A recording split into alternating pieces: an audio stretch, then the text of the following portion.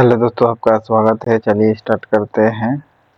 प्राचीन भारत में अंतिम मौर्य सम्राट बृहद्रथ की हत्या किसने?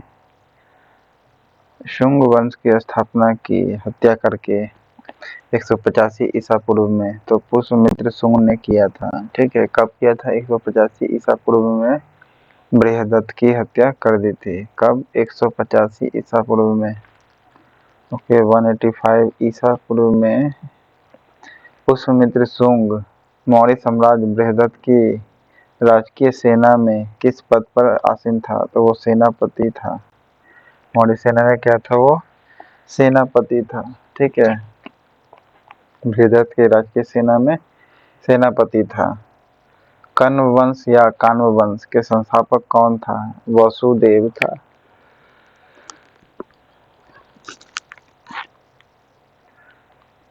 कण्व वंश के संस्थापक कौन था? वसुदेव था। ओके, वसुदेव कण्व वंश के थे। सातवाहन सातवाहन वंश का संस्थापक कौन था? सिमुक था। देखिए, आंध्र इसलिए भी कहा गया ना क्योंकि सातवाहन वंश का जो क्षेत्र था वो आंध्र प्रदेश था। ठीक है, ऐसे भी याद रख सकते हैं। तो सातवाहन वंश का संस्थापक कौन था? सिमुक था। ओके, अग्निमित्र क्या था? ये अभिज्ञान शकुंतलम का एक नायक था।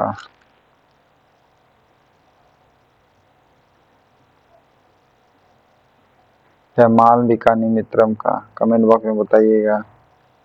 सातवाहनों ने पहले स्थानीय अधिकारियों के रूप में काम किया था। किसके अधीन? तो मौर्य के अधीन काम किया था। ठीक है, स्थानीय अधिकारी था। किसके स्थानीय था? तो मौर्यों के। ठीक है, कहा जाता है कि सातवाहन का जो शासन था मौर्य के बाद दक्षिण के क्षेत्र में फैलाव अपना किया, लेकिन अब सातवाहन से भी ज्यादा चोल किया तो नहीं, सातवाहन से ज्यादा कोई नहीं किया। ठीक है ना, चोल भी अच्छा फैलाया है दक्षिण में, लेकिन सातवाहन की तुलना में नहीं। ओके, अब निम्नलिखित में से महानतम कुषाण नेता कौन था जो बौद्ध भिक्षु बन गया था? कनिष्क बन गया था। बौद्ध भिक्षु बन गया था कनिष्क। ओके,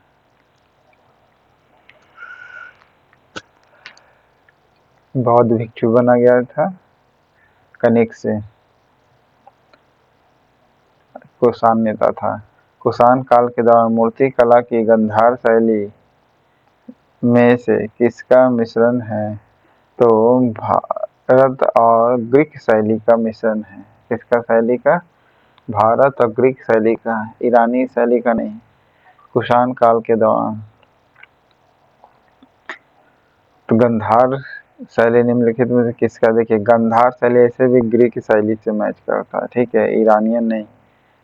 ओके, यहाँ पर ग्रीक हो जाएगा। भारत और ग्रीक के बीच में मूर्ति कला की गांधार जो शैली है कुषाण काल में, वो भारत और ग्रीक शैली है मिला करके। कनिष्क की राजधानी कौन थी? फिरोजपुर। ठीक है, जो अभी पेशावर के नाम से जाना जाता है और पाकिस्तान में चला गया है।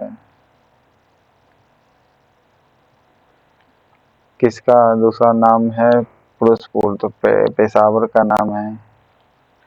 ओके, चरक किसके चिकित्सक था?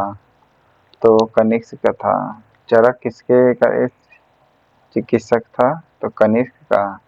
जबकि धन्वंतरी चंद्रगुप्त द्वितीय का था। ओके, धन्वंतरी चंद्रगुप्त द्वितीय का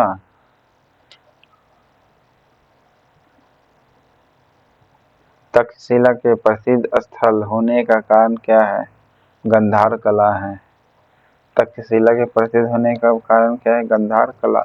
और गांधार कला का मिक्सचर भारत और ग्रीक शैली है।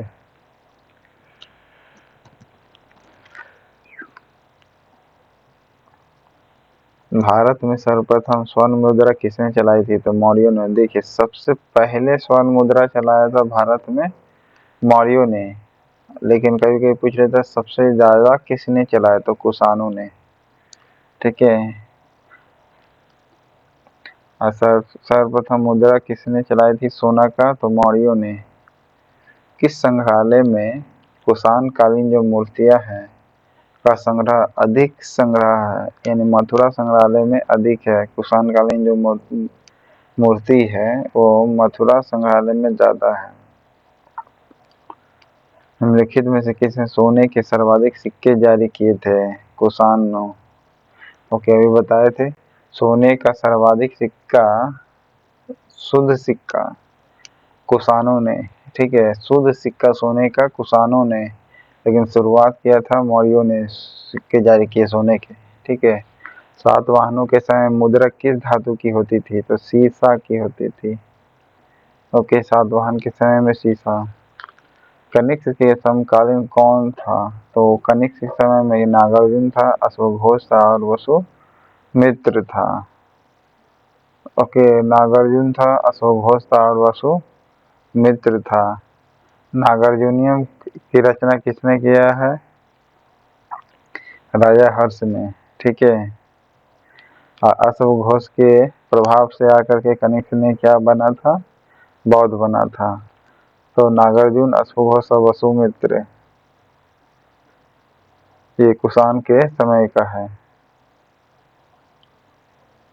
किस वंश के शासकों ने ब्राह्मणों को और बौद्ध भिक्षुओं को कर मुक्त भूमि या गांव, जिसे भूमि अनुदान कहते हैं, देने की प्रथा प्रारंभ की थी? तो सातवाहन ने। बौद्ध भिक्षु और ब्राह्मण को भी, दोनों को, बौद्ध भिक्षु को भी और ब्राह्मण को भी कर मुक्त भूमि या जिस पर टैक्स नहीं लिया जाता था या गांव दिखकर गांव दे दिया जाता था। तो सातवाहन के समय में हुआ ऐसा। और मौर्यों ने सबसे पहले सोना के सिक्का जारी किए। ओके। चोलों का जो शासन था 6 मंडल में बना हुआ था। ओके, मौर्यों का भी वैसा ही था, लेकिन एक मंडल में 30 सदस्य होता था मौर्य के समय में। भारतीय रंगमंच में यवनिका, जिसे पर्दा कहते हैं, का शुभारंभ किसने किया था? यूनानियों ने। ओके, रंगमंच में देखते हैं ना, पर्दा लगा देता है फिर हटाता है, तो किसने चालू किया था? यूनानियों ने चालू किया था। ओके। कनिष्क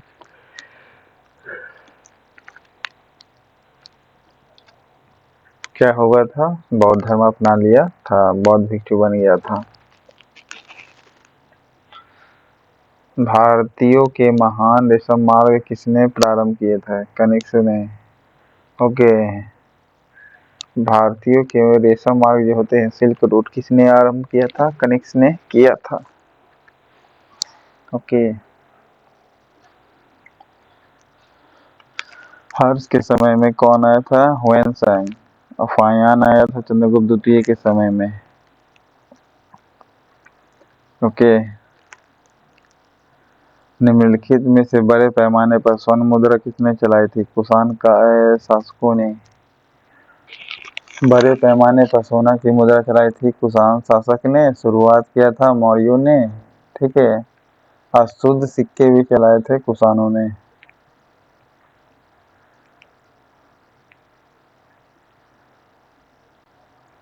चरक और नागार्जुन किसके दरबार की शोभा था? कनिष्क था और अश्वघोष भी। ठीक है। नागार्जुन, अश्वघोष और वसुमित्र भी कनिष्क के दरबार में थे। ओके। कनिष्क, नागार्जुन, वसुमित्र ये कनिष्क के समय में है, लेकिन किसके दरबार की शोभा बढ़ाता था? कनिष्क और नागार्जुन तो सॉरी, चरक और नागार्जुन वो कनिष्क के। ओके। और सोना की मुद्रा चलाने वाला पहला कौन है? चंद्रगुप्त मौर्य या सिर्फ मौर्य वंश याद रखिएगा। ठीक है। 12 राज्यों को उखाड़ फेंका था दक्षिण के राजा को, ठीक है। तो सर्व राज्य क्षेत्र करा था समुद्रगुप्त को। ओके। शक संवत का प्रारंभ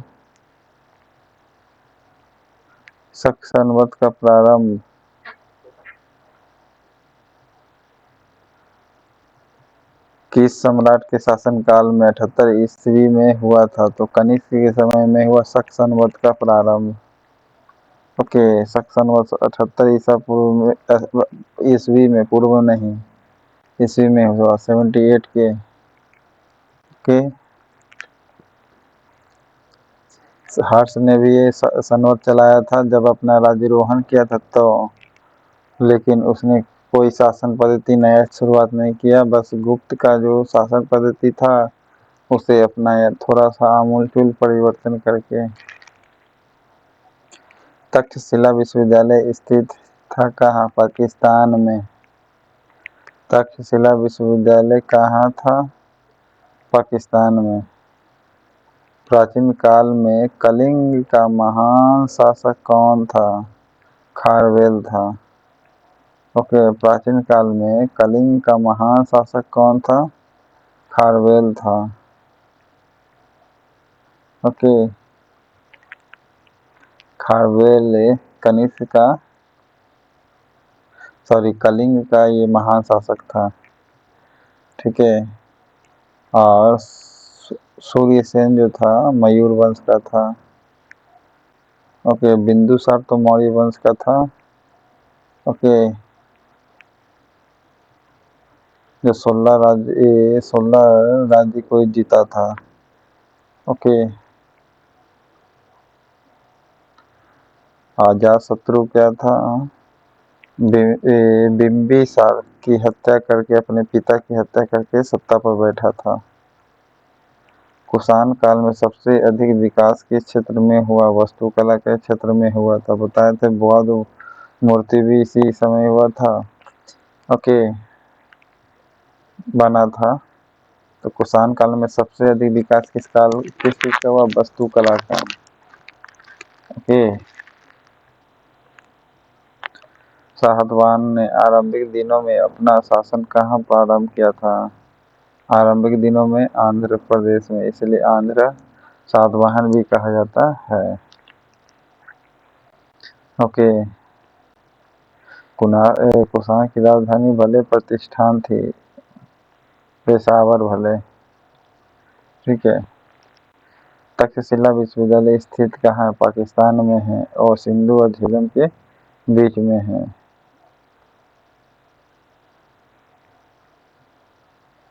प्राचीन काल में कलिंग का महान शासक कौन था? खारवेल। कौन था? खारवेल जो था, ये प्राचीन समय में कलिंग का महान शासक था। ओके। कुषाण काल में सबसे अधिक विकास किस क्षेत्र में हुआ? वास्तुकला का। सातवाहन आरंभिक दिनों में आंध्र प्रदेश का सातवाहन राज्य की राजधानी कहाँ थी? पैठन या प्रतिष्ठान। ओके। पैठन या प्रतिष्ठान भी कहा जाता है सातवाहन राज्य की राजधानी। ओके। ये आंध्रा का साइड पड़ता है, सात पैठन या प्रतिष्ठान। निम्नलिखित में से कौन सा अभिलेख कलिंग नरेश खारवेल से संबंधित है? तो हाथी गुफा। ओके। हाथी गुफा जो है कलिंग नरेश खारवेल से संबंधित है। ओके। हाथी गुफा जो है कलिंग नरेश से खारवेल से संबंधित है।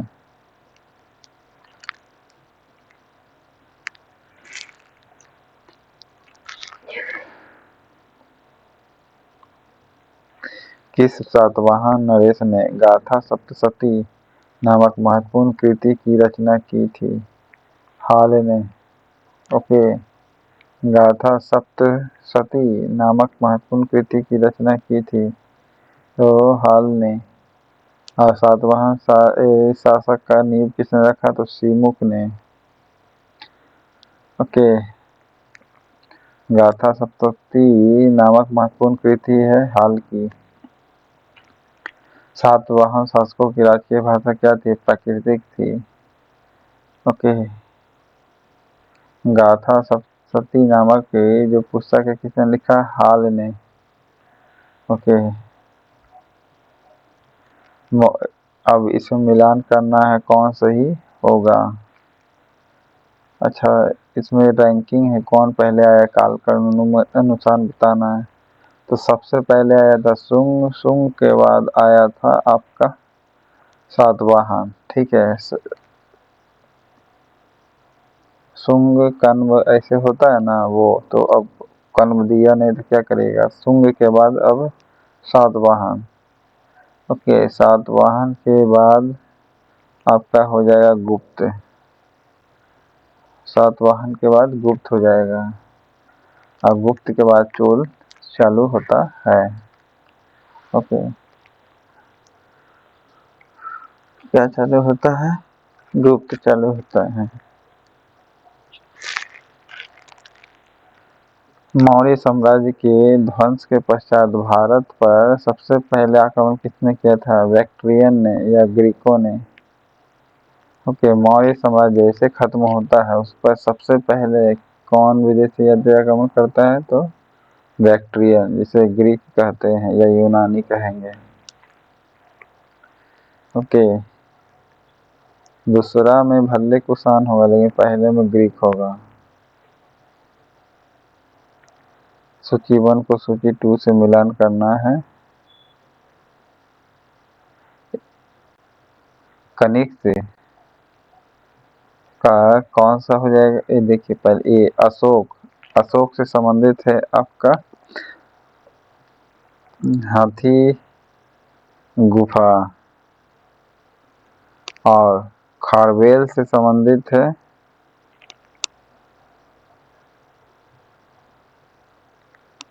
खारवेल से संबंधित जो होगा वो कौन सा होगा? कनिक के समय में चतुर्थ बौद्ध संगति हुआ था। ठीक है, चतुर्थ बौद्ध संगति, तो बी का 1 हो जाएगा, बी का 1।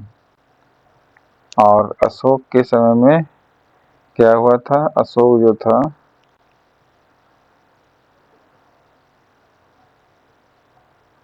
गिरनार, कौन सा हो जाएगा? हाथी गुफा से संबंधित हो जाएगा। अशोक का जो हो जाएगा हाथी गुफा से संबंधित हो जाएगा। फिर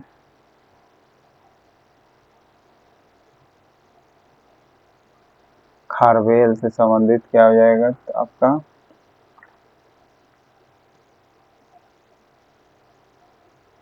गिरनार, खारवेल से संबंधित गिरनार अभिलेख।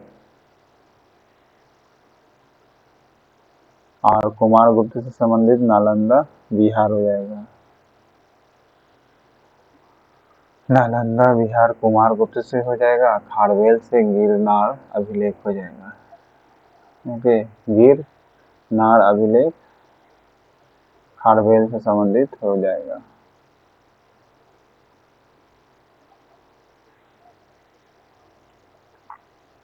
विक्रम संवत 58 ईसा पूर्व में चलाई गई थी। और हाथी गुफा अभिलेख हो जाएगा अशोक से संबंधित। 78 ईस्वी जो होता है संवत होता है, विक्रम संवत से ईसा पूर्व में होता है 58 का। सूची 1 को सूची 2 से मिलाना है। देखिए, शक संवत हो गया 78 ईस्वी में।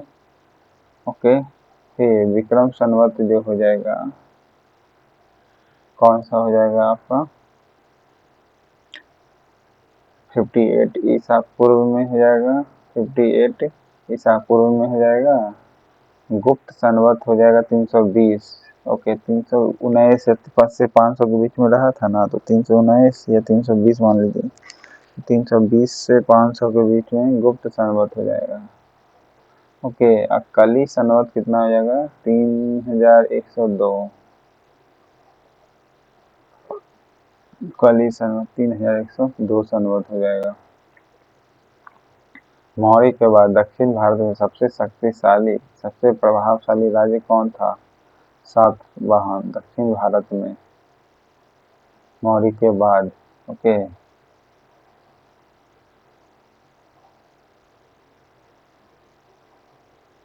बुद्ध की खड़ी प्रतिमा किसके समय बनाई गई थी? तो कुषाण काल में। ठीक है, वास्तुकला में काफी विकास हुआ था। शुंग वंश के बाद किस वंश ने भारत राज किया था? कण्व ने। ओके, पुष्यमित्र शुंग के बाद कौन आया था? कण्व आया था। ठीक है, कण्व के बाद कुषाण। किसी चीनी जनरल ने कनिष्क को हराया था? पेन चाओ ने कनिष्क को हराया था। ओके, पेन चाओ ने कनिष्क को हराया था। कनिष्क भी क्या हुआ था? बौद्ध भिक्षु बन गया था। उत्तरी तथा उत्तर पश्चिमी भारत में सर्वाधिक संख्या में तांबे के सिक्के जारी किया गया तो कुषाणों के थे। के तांबे के सिक्के जारी किए तो वो कुषाण के थे। सर्वाधिक सोने का सिक्का कुषाण ही चलाया था और सर्वाधिक तांबे का भी सिक्का पश्चिम तथा उत्तर में पाया गया है। ये कुषाण कालीन ही सिक्का पाया गया है। ठीक है,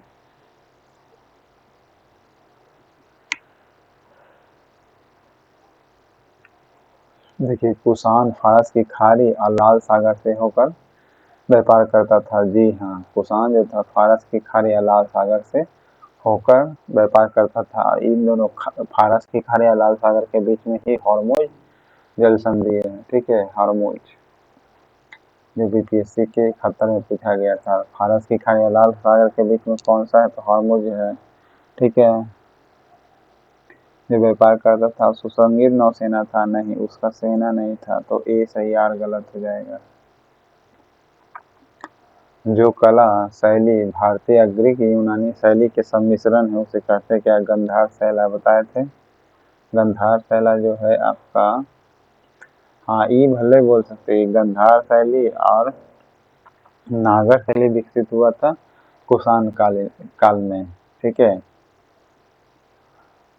या मथुरा शैली कहिए।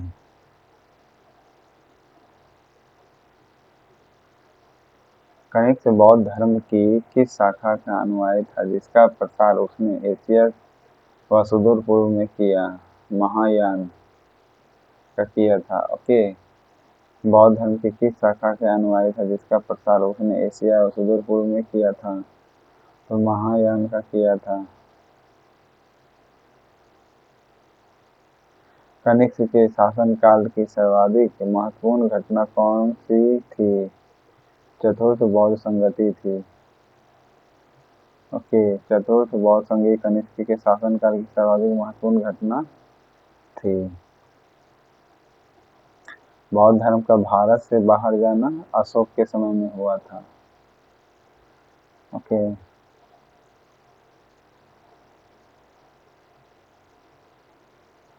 गंधार कला भी इसी के समय में हुआ था, लेकिन महत्वपूर्ण हो जाएगा फोर्थ वाला। प्राचीन भारत का महान व्याकरण पतंजलि किसका समकालीन था? तो पुष्यमित्र शुंग के दरबार में था। ठीक है, पतंजलि किसका समकालीन था? महान व्याकरण पतंजलि तो पुष्यमित्र शुंग का। ठीक है, मौर्य के बाद शुंग वंश आता है। शुंग के बाद कण्व आता है। कण्व के बाद कनिष्क आता है। ठीक है, ऐसे याद रख सकते हैं। ओके,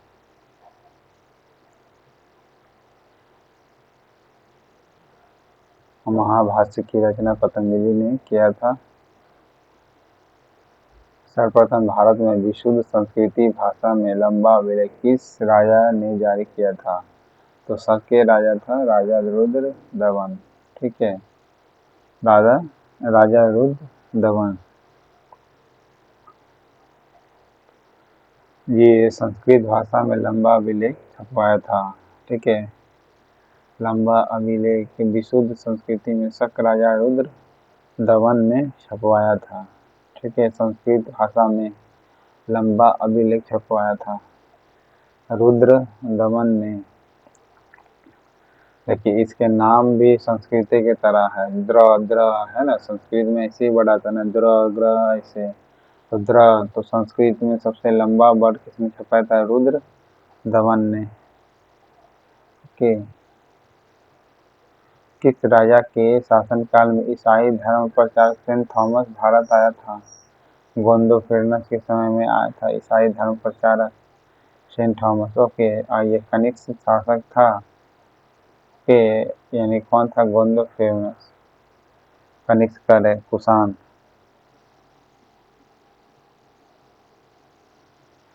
गोंदोफेरनस के समय में आया था सेंट थॉमस। ओके। और कनिष्क ने क्या के कनिष्क के समय में चतुर्थ बौद्ध संगति हुआ, बौद्ध भिक्षु भी बन गया। किस कुषाण शासक ने सर्वप्रथम स्वर्ण मुद्रा जारी की थी? कदफिसेस द्वितीय ने। ओके। हाँ, ये भले पूछेगा कि कुषाण शासक के में से कौन ऐसा था जो सर्वप्रथम सोना का मुद्रा चलाया, तो कदफिसेस द्वितीय याद रखना है। ठीक है, कदफिसेस द्वितीय ये जो है सर्वप्रथम क्या किया था? सोना की मुद्रा चलाई थी कुषाण वंश में। ओके, कुषाण वंश में सबसे पहले चलाया था कदफिसेस द्वितीय ने। ओके। और सेंट थॉमस से आया था गोंदोफेरनस के शासनकाल में। ओके। ये कुषाण शासक था गोंदोफेरनस और कदफिसेस दोनों। ओके। लेकिन कदफिसेस द्वितीय के समय में क्या हुआ? सोना चलाया। ओके। 1 और 2 में चाहिएगा नहीं, देखिए सोना होता है। ठीक है, सोना में कहता है कि अधिक दाम लगेगा। अधिक दाम कौन है? 1 होगा कि 2 होगा? तो 2 ज़्यादा होगा, तो कदफिसेस द्वितीय याद रखना है। किस वंश के शासक ने छत्र प्रणाली का विकास किया था? तो छत्र प्रणाली का विकास किया था शकों ने। ठीक है, शकों ने क्या किया था? छत्र प्रणाली का विकास किया था। ओके। छत्र प्रणाली का विकास किसने किया था? शकों ने। और ग्रीकों ने क्या किया था? जो रंगमंच होता है ना, उसमें पर्दा शासन जो होता है, कौन चालू किया था? ईरानियन करे, यूनानियों ने। और छत्र प्रणाली का आविष्कार तो शकों ने किया था, प्रयोग किया था। गुप्तों का भाषा क्या थी? संस्कृत थी। ओके। त्रातर का मतलब होता है मुक्तिदाता की उपाधि किस वंश के शासकों ने धारण की थी? शक ने। ठीक है, छत्र प्रणाली का आविष्कार भी शकों ने किया था। और त्रातर यानी मुक्तिदाता की उपाधि किसने धारण किया था? तो शकों ने किया था। ओके, शकों ने क्या किया था? मुक्तिदाता की उपाधि धारण किया था। ओके। कदफिसेस द्वितीय, कुषाण कालीन द्वितीय ने सर्वप्रथम सोना की मुद्रा चलाई थी। ओके। प्राचीन काल के भारत और भारत पराक्रमणों के संबंध में सही कालानुक्रम क्या है? यूनानी आया, फिर शक आया, फिर कुषाण आया। ओके, यूनानी आया, शक आया, कुषाण हुआ। ये जो है भारत का आक्रमण हुआ। शुंग के बाद कण्व, कण्व के बाद यूनानी वगैरह इस प्रकार आक्रमण किया। ठीक है, भारत पराक्रमण से यूनानी हो जाएगा, फिर शक हो जाएगा, फिर कुषाण हो जाएगा। ठीक है, यूनानी हो जाएगा, शक हो जाएगा, फिर कुषाण हो जाएगा। पहले यूनानी के बाद शक हो जाएगा। ओके, यूनानी के बाद शक के किया था हमला। ओके, अर्थात ये है कि शकों को उन्मूलन करके कौन आया था? कुषाण वंश आया था। ठीक है, भारत में सर्वप्रथम सैनिक शासन किसके द्वारा लाया गया था? तो यूनानियों के द्वारा लाया गया था सैनिक शासन पद्धति। ओके, भारत में सबसे पहले सैनिक शासन पद्धति कहाँ से आई थी? यूनानियों से आई थी। ओके। यूनानियों के बाद कौन आया था? शक आया था। ओके। यूनानियों ने ही पर्दा प्रथा रंगमंच पर चालू किया था। ओके। और शक को कहा जाता त्रातर या मुक्तिदाता। और साथ ही साथ छत्रा प्रणाली का भी आविष्कार इसने ही किया था या प्रयोग किया था। ठीक है, प्रयोग किया था पहले छत्रा प्रणाली का। ईसा पूर्व दूसरी सदी के प्रारंभ में उत्तरी अफगानिस्तान में स्थापित भारत यूनान राज्य कौन था? तो बैक्ट्रिया था। कौन था? बैक्ट्रिया था। बैक्ट्रिया जो था अफगानिस्तान और भारत यूनान राज्य स्थापित किया था, तीनों अफगानिस्तान में। ठीक है, ईसा पूर्व दूसरी सदी के प्रारंभ में ही किया था। ईसा पूर्व का दूसरी सदी होती है ना, उसमें अफगानिस्तान में भारत यूनान राज्य स्थापित किया था। किसने? तो बैक्ट्रिया ने यूज किया था। ओके, बैक्ट्रिया ने भारत यूनान राज्य स्थापित किया। चार धातु सोना चांदी तांबा सीसा। सोना चांदी तांबा सीसा से जो सिक्का बनता था उसे करसापन कहते थे। ओके, क्या? करसापन।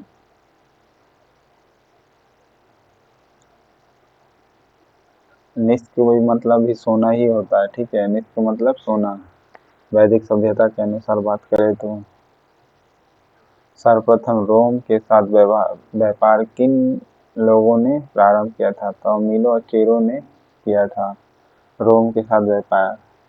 ओके, तमिल और चेरों ने। देखिए, रोम के साथ इसलिए व्यापार आसानी रहा क्योंकि वो समुद्र तट था ना। ठीक है, तो व्यापार करना आसान रहा। तमिल और चेरों को सामान भेज पाता था। ठीक है, तमिल और चेर जो था इसका रोम के साथ व्यापार करना किन लोगों ने प्रारंभ किया था? शुरुआत किया था तमिल और चेरों ने ही। ओके, मौर्य उत्तरकालीन प्रमुख बंदरगाहों में कौन असत्य है, गलत है? देखिए, मौर्य उत्तरकालीन जो बंदरगाह हो जाएगा कौन कौन हो जाएगा? बारबैरिकम हो जाएगा, बेरी गाजा हो जाएगा जिससे जहाँ भरोच का था, फिर अरिका मेडू हो जाएगा। ये मौर्य उत्तरकालीन बंदरगाह है। कौन कौन? बेरी, बारबैरिकम, बेरी गाजा और अरिका मेडू मौर्य उत्तरकालीन बंदरगाह है।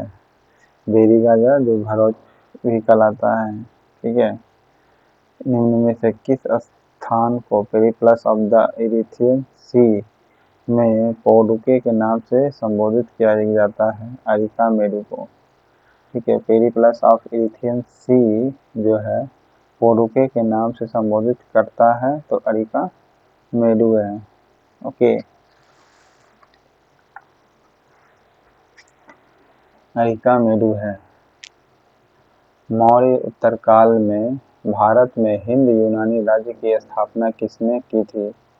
डेमेस्ट्रियस ने किया था। ओके, डेमेस्ट्रियस ने किया था। भारत मौर्य उत्तरकाल में भारत में ये हिंद यूनानी राज्य की स्थापना किसने की थी? डेमेस्ट्रियस ने किया था। ओके, निम्नलिखित में से किसने अपने जीवन के उत्तरार्ध में अपने राज सत्ता सौंपकर बौद्ध भिक्षु बन गया था? तो मिनांडर बना था। ओके, अपने जीवन के उत्तरार्ध में अपने राज सत्ता सौंपकर बौद्ध भिक्षु हो गया था तो मिनांडर हो गया था। ओके, बौद्ध भिक्षु एगो कनिष्क भी हुआ था। ओके, अपने जीवन के उत्तरार्ध में अपने राज सत्ता सौंप कर बौद्ध भिक्षु। देखिए, सौंपा था मिनांडर ने। ठीक है, मिनांडर ने सौंपा था लेकिन डायरेक्ट कनिष्क बन गया। ओके,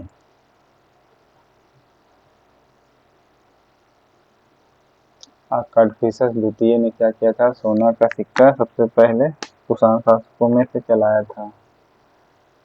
ओके, अरिका मेडू पोडुके के नाम से जाना जाता है। कुषाणों का संबंध किससे है? चीन की यूची जनजाति से था। कुषाणों का संबंध किससे है? चीन के यूची जनजाति से था। ओके,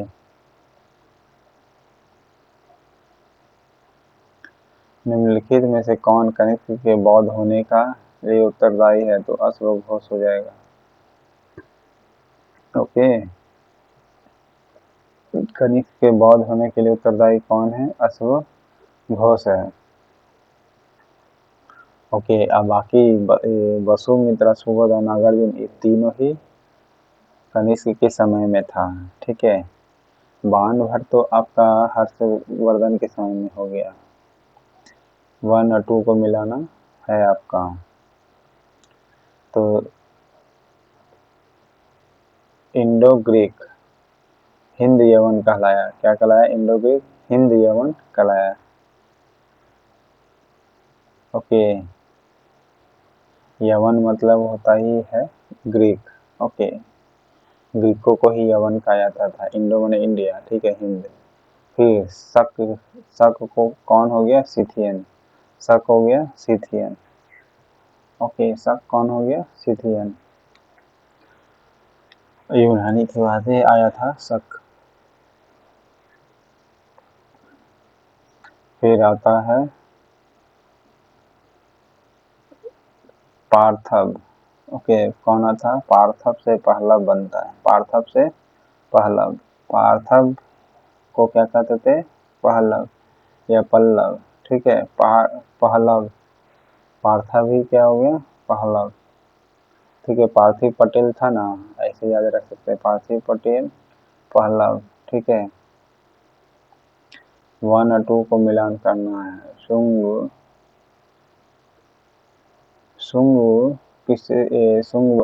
वंश का कौन सा हो जाएगा? तो देखिए, शुंग का विदिशा हो जाएगा। ओके, शुंग का क्षेत्र कौन सा हो जाएगा? विदिशा राजधानी था। पुष्यमित्र शुंग हो गया ना, उसका विदिशा। फिर कलिंग का कौन सा हो जाएगा? कलिंग का कलिंगे हो जाएगा। ठीक है, हाँ, भले खारवेल बोलता तब कलिंग। ओके, फिर सातवाहन का प्रतिष्ठान या पैठन हो जाएगा। ओके, राजधानी। और पुरुषपुर कुषाण का हो जाएगा राजधानी। ठीक है, यह पेशावर क्षेत्र था। ठीक है, पुरुषपुर। कलिंग का कलिंगे हो जाएगा। रोमन साम्राज्य के अनुसरण पर किस वंश के शासक ने कैसर यानी सीजर की उपाधि धारण की थी? सीजर की उपाधि धारण की थी कुषाण ने। ओके, सीजर की उपाधि किसने धारण की थी? कुषाण ने। कैंसर भी कहा जाता है इसे, कैंसर की उपाधि, यानी कुषाण को। कुषाण कैंसर, दोनों में का देख रहे हैं, Kushan cancer, Kushan cancer. Cancer नहीं बल्कि कैंसर है ना, कुषाण कैंसर। ठीक है,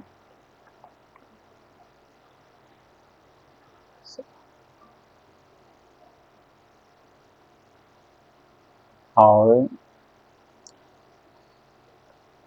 सिथियन कहा जाता था शक को। शक को क्या कहा जाता था? सिथियन। हिंद यमन को इंडो ग्रीक कहा जाता था। शुंग काल में हुआ कौन?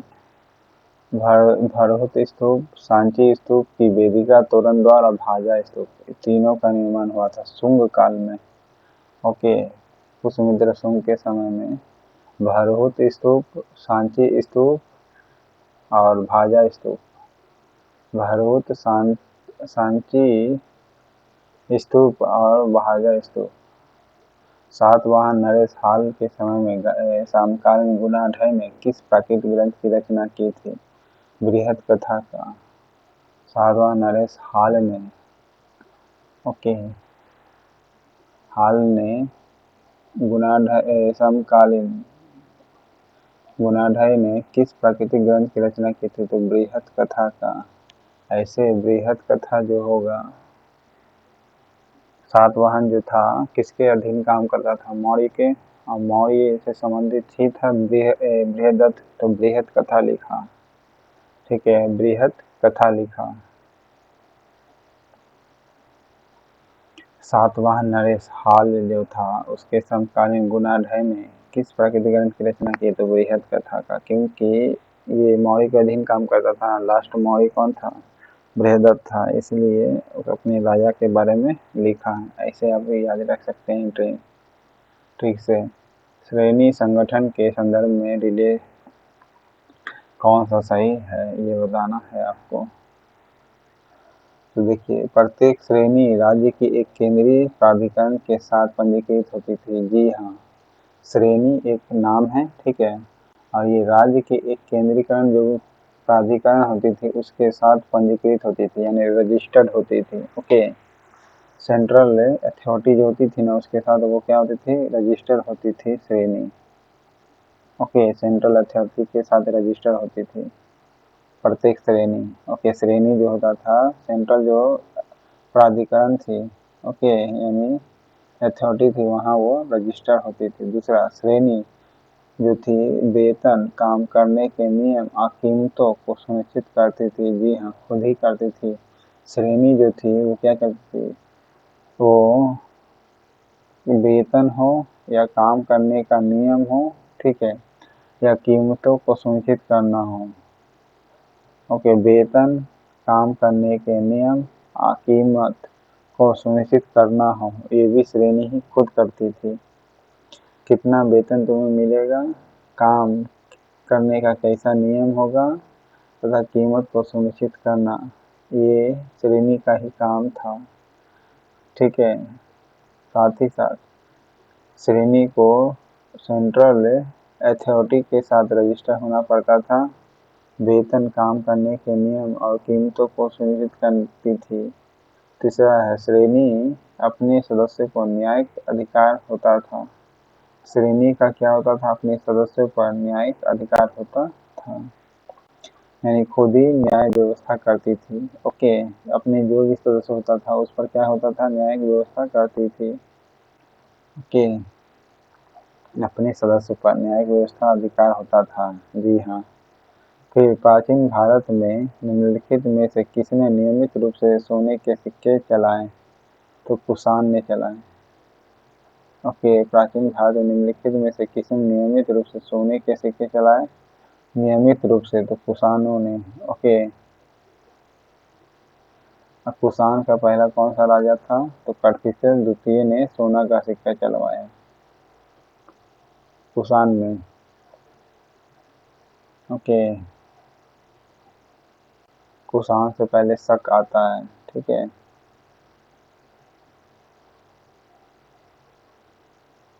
शक को सिथियन भी कहा गया है, पार्थियन को पल्लव भी कहा गया है। कलिंग नरेश खारवेल किस वंश से संबंधित था, तो चेदी वंश से था। खारवेल चेदी वंश से संबंधित था।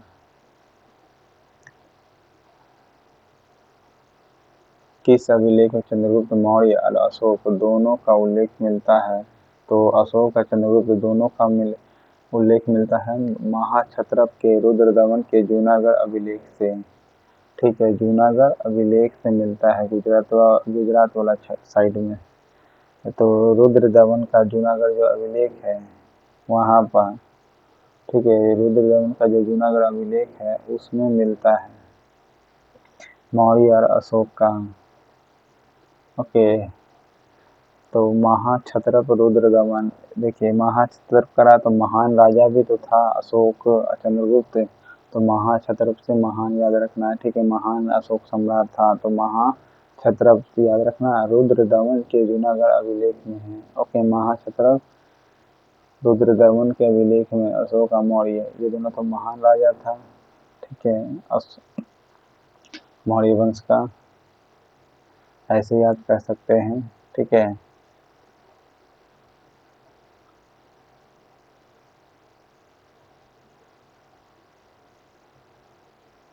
फिर आता है रवातक अभिलेख, इसके संदर्भ में सही कथन कौन सा है। देखिए, रवातक जो अभिलेख पाया गया है वो कनिष्क और कड़फिसस शासकों के बीच संबंध को स्पष्ट करने के लिए है। ओके, कड़फिसस शासकों के बीच की संबंध स्पष्ट करने के लिए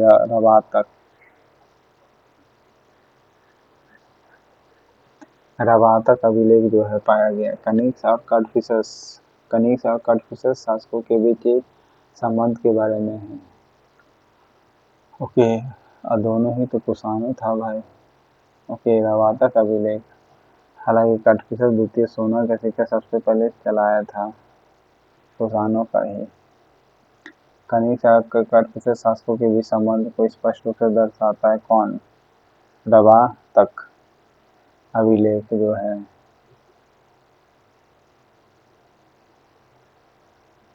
तो इस प्रकार आपका क्वेश्चन था। चैनल पसंद आए तो लाइक करिएगा, सब्सक्राइब करिएगा। Thank you.